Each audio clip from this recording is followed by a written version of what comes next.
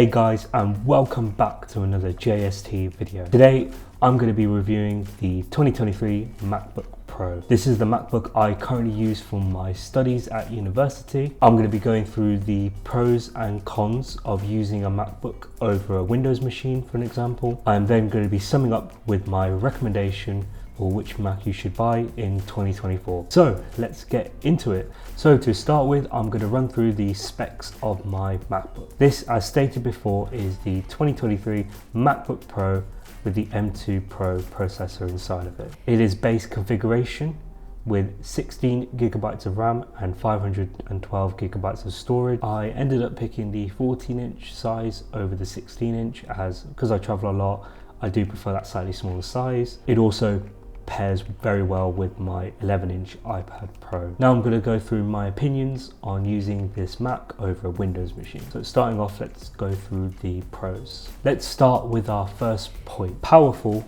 and efficient. Now we all know at this point that the latest M series of MacBooks have been known to be crazy powerful.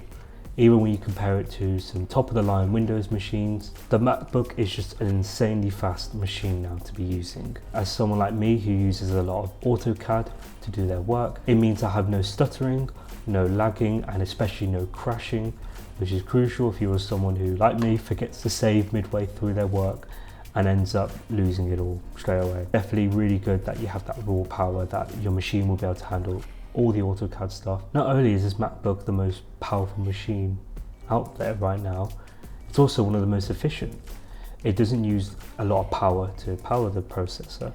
So compared to Windows machines, which need to eat a lot of power in order to give you their peak performance, this uses very low wattage, so it's also very good for energy saving as well, and also for preserving battery life, which is the reason why in the latest MacBook Pros you're able to get nearly a day's worth of battery life very easily if you're doing light work or watching movies. However, I will note if you're someone who's doing AutoCAD or rendering or even video editing, I'd always recommend keeping it plugged in because that battery will just drain rapidly. The second pro I'm going to talk about may seem a little bit controversial, but in my opinion, it's definitely the best thing about using Macs over Windows, and that is the software.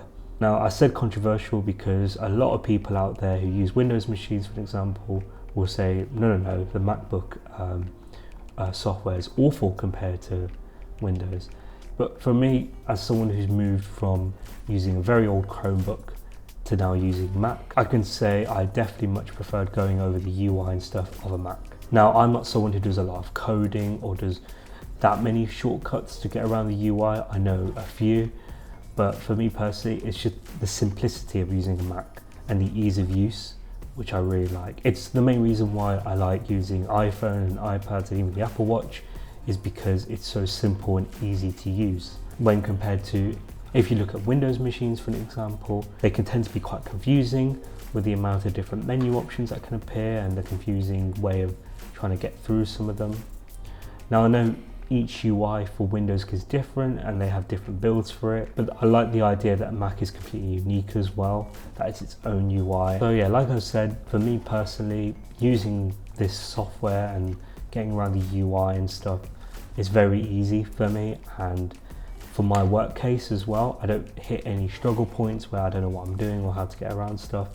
And even if you do, there are loads of guides out there. I think one of the best things about using the Mac is the simple command space function. When pressing them two together will toggle the spotlight search, and this can be seen now across even the iPhone and the iPads. What this basically does is anything you type into it, it will basically scan the entirety of your app base, database, photos, everything to try and locate what you're trying to look for.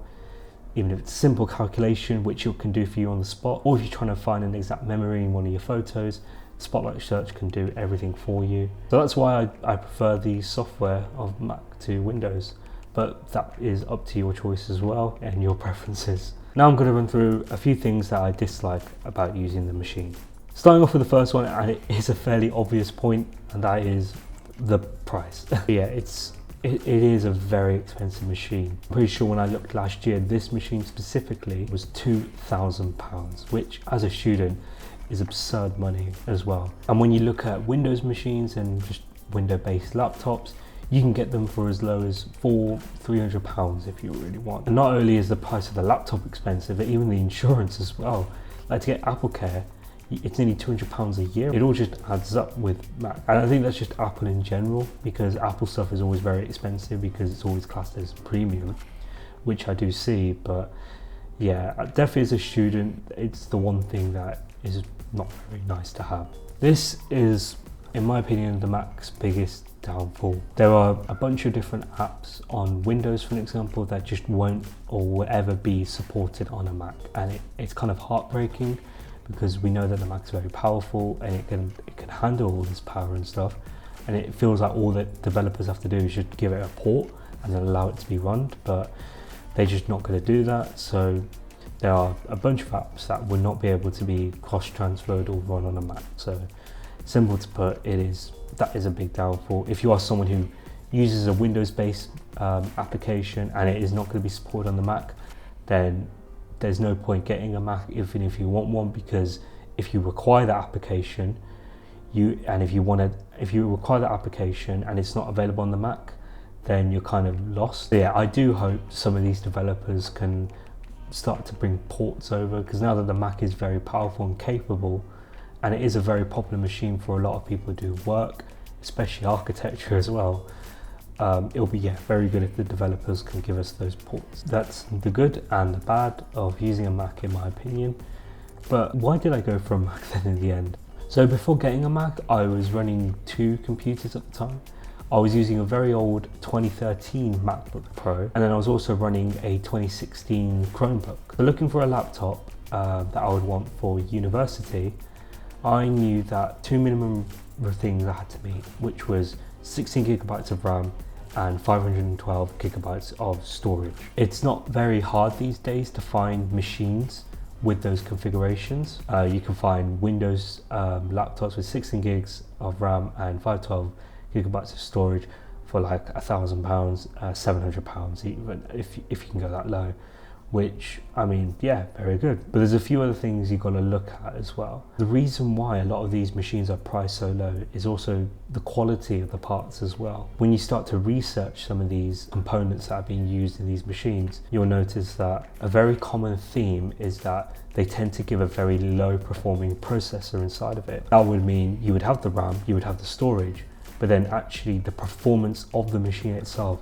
is not going to be high enough. So that's when I kind of did more research, and then I went and then looked at MacBook. Now, for my first time ever looking at Macs, it was a lot to take in, especially with their huge price tags. After doing some research, I found an Apple Refurbished website where they sell either the latest or last year's generation of product or slightly discounted. So when I was looking for Macs on this website, I actually found the 2023 M2 Pro 14-inch MacBook Pro on the website. I think at the time it was being sold for about £1,700, so it was about 300 odd quid cheaper.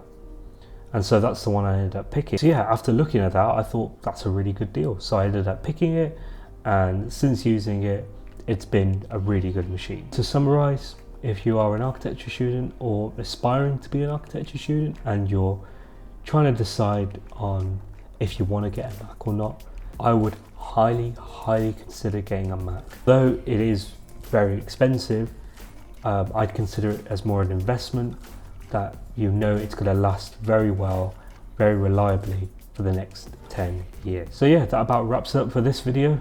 Please let me know in the comments down below for any future video requests or ideas. Please leave a like and subscribe, as this will really help this channel to grow, and I'll see you in the next one. See ya.